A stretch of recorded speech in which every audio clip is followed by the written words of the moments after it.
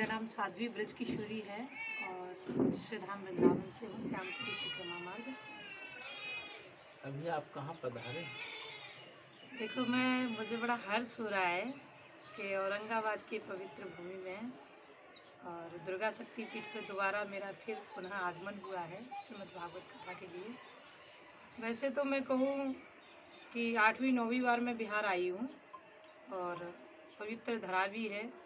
आपका कहलगांव फूलमुन की तपस्थली है और ये बिहारी जी की बड़ी कृपा है कि हर बार गंगा माँ का दर्शन करने का मुझे सौभाग्य मिलता है। आप सबके बीच में आने का, दर्शन करने का सौभाग्य मिलता है मुझे। ये आपको यहाँ के श्रद्धालुओं को, भक्तजनों को क्या अपने इस मंच से संदेश देना चाहते हैं? देखिए, मैं श्रीमद् भागवत कथा मंच से मेरा हमेशा यही संदेश रहता है कि हरिनाम का जितना प्रचार प्रसार हो, भक्ति का प्रचार प्रसार हो, क्योंकि अनमोल जीवन मिला हुआ है और इस जीवन में भी अगर हम भगवान का भजन न कर सके, विषयों में ही लगे रहे, भोगों में ही लगे रहे, हरि की प्राप्ति कब करेंगे? तो हमारा एक ही संदेश है कि जितना ज़्यादा से ज़्यादा हो सके हरिनाम का प्रचार हो, भक्त लोग सदमार्ग पे चले, धर्म ध्वजा फहराते रहे। बाकी का तो कई बार लोग कहते हैं कि आप लोग इतना धर्म पताका फहराते हो, लोग समाज सुधरते हैं नहीं सुधरते हैं, तो हम ज़्यादा नहीं बता सकते कि सुधरते हैं नहीं सुधरते हैं, लेकिन हम इतना कंफर्म जरूर कह सकते हैं कि यहाँ से जाने के बाद में हर कोई राधे राधे जरूर बोलता है। तो इतना ये श्री जी की कृपा है, कृपा और आपका आशीर्वाद। बिल्कुल बिल्कुल संतों का आशीर्वाद है और वृंदावन बिहारी लाल की कृपा बनी रहे। देखो, आज ऐसी परिस्थिति बनी हुई है समाज में हिंदुत्व को लेकर के, इनको जागरूक करना, क्योंकि हर किसी को जागरूक नहीं करना है, लेकिन हिंदू इतना सोया हुआ है कि इनको जागरूक करना ही पड़ता है बार बार। आज देखेंगे कलश शोभा यात्रा निकली गई थी जी, इससे भक्तों को क्या प्रतीत होता है?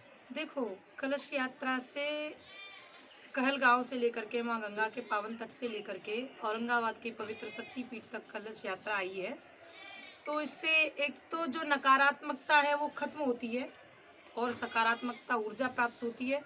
दूसरी बात, भागवत कथा जब भी होती है तो उसका प्रचार प्रसार होना चाहिए, जो कि हम लोग कलश यात्रा के माध्यम से करवाते हैं कि जहाँ जहाँ तक सूचना पहुँचेगी, लोगों को पता चलेगा, तो लोग जुटेंगे, इकट्ठा होंगे श्रीमद् भागवत कथा सुनने के लिए।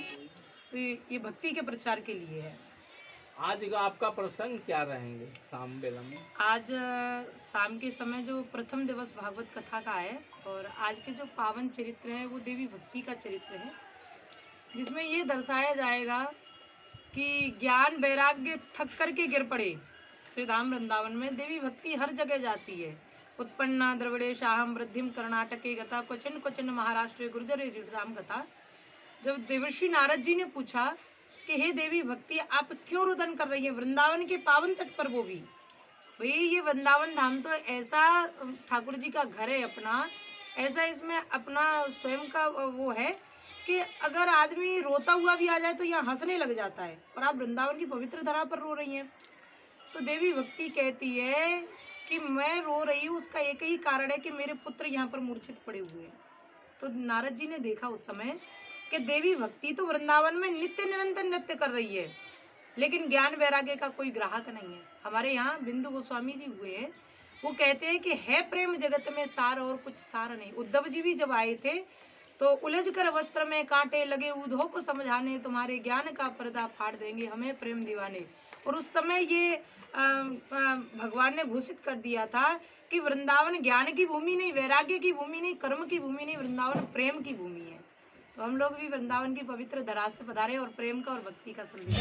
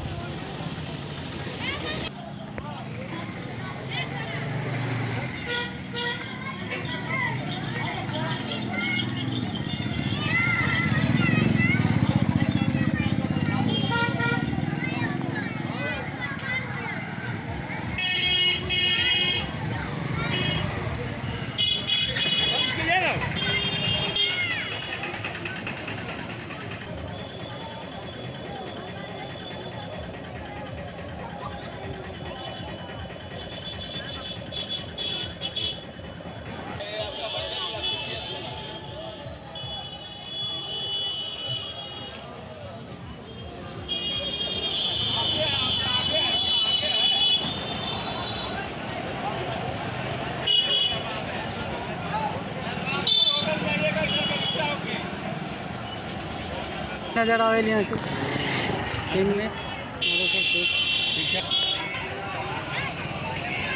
88 0 45 44 102।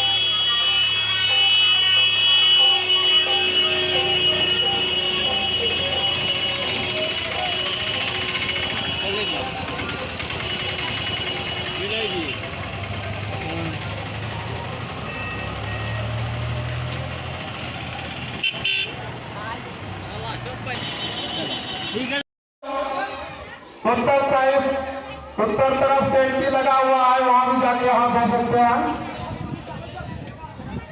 मंदिर के पीछे चले जाए, वहां टैंकी पड़ी है, वहां जाकर हाथ रहे।